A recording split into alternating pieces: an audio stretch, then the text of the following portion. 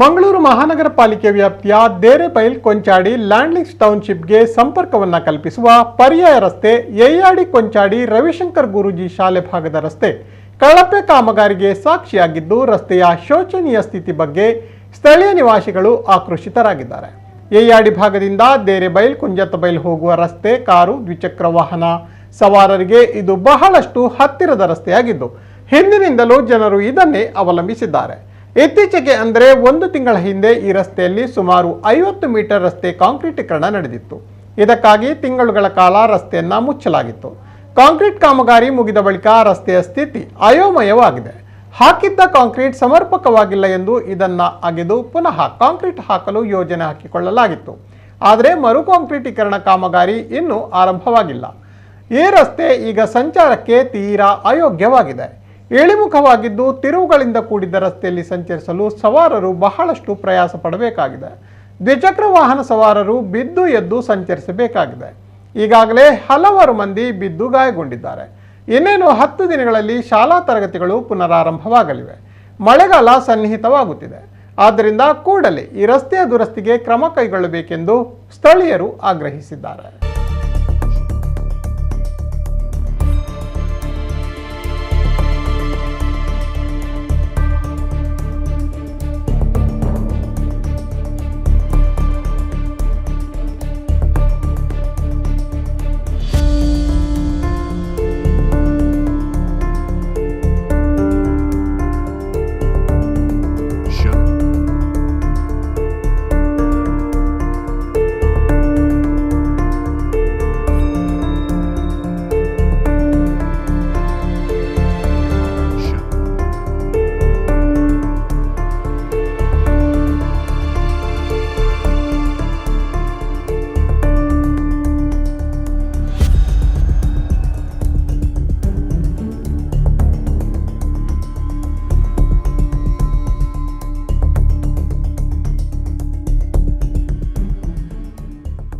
ನಮ್ಮ ಈ link road ಯಯ್ಯಾಡಿಯಿಂದ ಲ್ಯಾಂಡ್ಲಿಂಗ್ಸಿಗೆ ಬರುವ ಲಿಂಕ್ ರೋಡು ನಮ್ಮ ಲ್ಯಾಂಡ್ಲಿಂಗ್ಸ್ನವರಿಗೆ ತುಂಬ ಕನ್ವೀನಿಯೆಂಟ್ ಆದ ರೋಡ್ ಇದು ಕಾಮಗಾರಿಗೆ ಅಂತೇಳಿ ಬಂದ್ ಮಾಡಿ ಸಾಧಾರಣ 1 ತಿಂಗಳ ಮೇಲಾಯಿತು.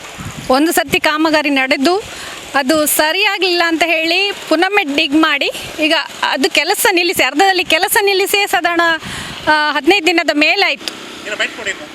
2 ವೀಲರ್ಸಲ್ಲಿ ಬರಲಿಕ್ಕಾಗೋದಿಲ್ಲ, 4 ವೀಲರು ಹೋಗುವ ಚಾನ್ಸ್ ಇಲ್ಲ. ಆ ಥರ ರಸ್ತೆಯ ಸ್ಥಿತಿ ಮಾಡಿ ಇಟ್ಟಿದ್ದಾರೆ.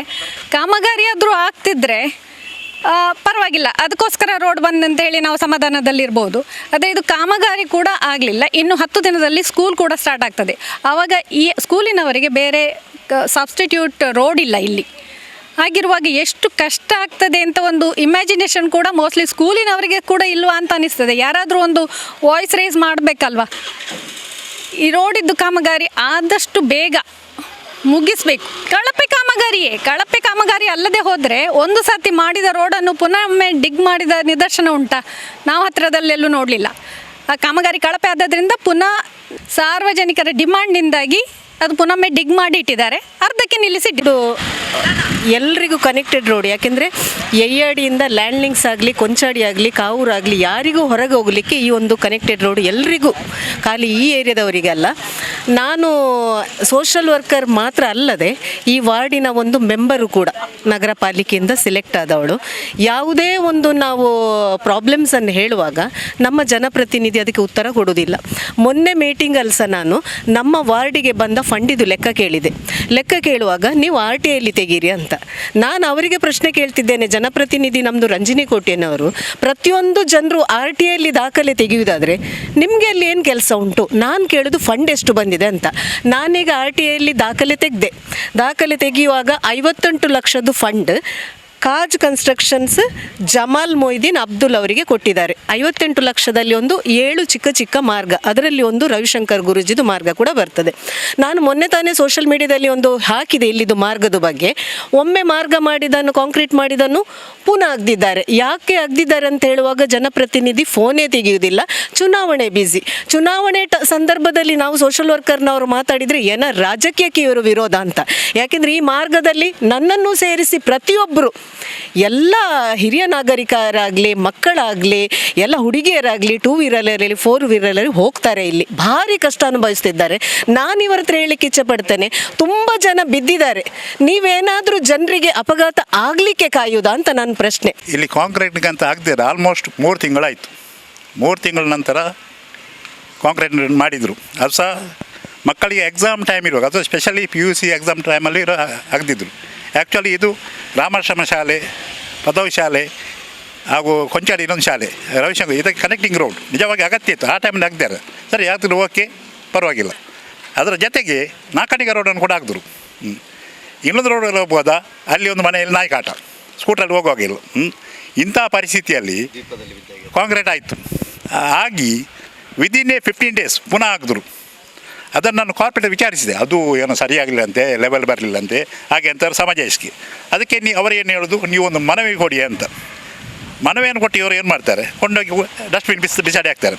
ಆಯಿತಾ, ಅಷ್ಟು ಬಿಡಿ. ಕಾಂಕ್ರೀಟ್ ಮಾಡುವಾಗ ಏನು ಮಾಡಿದರು, ಕಾಂಕ್ರೀಟ್ ಹಾಕ್ದದೆಲ್ಲ ಇಲ್ಲಿಯೇ ನೀರು ಹೋಗೋದು ತೋಡಿ ಇದೆ, ಅದಕ್ಕೆ ಹಾಕಿಬಿಟ್ಟಿದ್ದಾರೆ. ಮೊನ್ನೆ ಕೂಡ ಅವರಿಗೊಂದು ವಾರ ಹಿಂದೆ ಫೋನ್ ಮಾಡಿದೆ, ಅದನ್ನು ತೆಗಿಸಿ, ಮಳೆ ಬಂದಿದೆ ಅಲ್ಲ, ಅದನ್ನು ತೆಗಿತಾರೆ. ಯಾರು ತೆಗೆಯುವುದು? ಆ ನೀರು ಅಲ್ಲಿಂದ ಹೋಗಿ ನಮ್ಮದು ಭಗವತೀಶ್ವರ ಅಂತ ಇದೆ, ಆ ರೋಡಿಗೆ ನೀರು ನುಗ್ಗಿ ಆ ರೋಡ್ ಸಹ ಹಾಳಾಗಿದೆ. ಈಗ ನಮಗೆ ಮನೆಗೆ ಹೋಗೋದ ಪರಿಸ್ಥಿತಿ ಆಗಿದೆ. ಪ್ಲಸ್ ಅದರ ಇನ್ನೊಂದು ವಿಚಾರ ಇದೆ, ಈ ಕನೆಕ್ಟಿಂಗ್ ರೋಡ್ ಏನಿದೆ ಅದಕ್ಕೆ ರ್ಯಾಂಪನ್ನು ಬರ್ತದೆ ಕಾಂಕ್ರೀಟಿಂದ ಕೆಳಗಿಳಿಕ್ಕೆ. ಅದಕ್ಕೆ ರ್ಯಾಂಪ್ ಮಾಡಿಕೊಳ್ಳಿಕ್ಕಂತೆ ಕಾಂಟ್ರಾಕ್ಟರ್ಗೆ 1,000 ಕೊಡಬೇಕಂತೆ. ನಾನು ಕೊಡಲಿಲ್ಲ, ನಮ್ಮ ರೋಡಿಗೆ ಆಗಲಿ ಇನ್ನೊಂದು 2 ರೋಡಿಗೆ ಎಲ್ಲ ಆಗಿದೆ. ಇಂಥ ಅವ್ಯವಹಾರಗಳನ್ನು ನಾವು ಖಂಡಿಸ್ತಾ ಇದ್ದೇವೆ.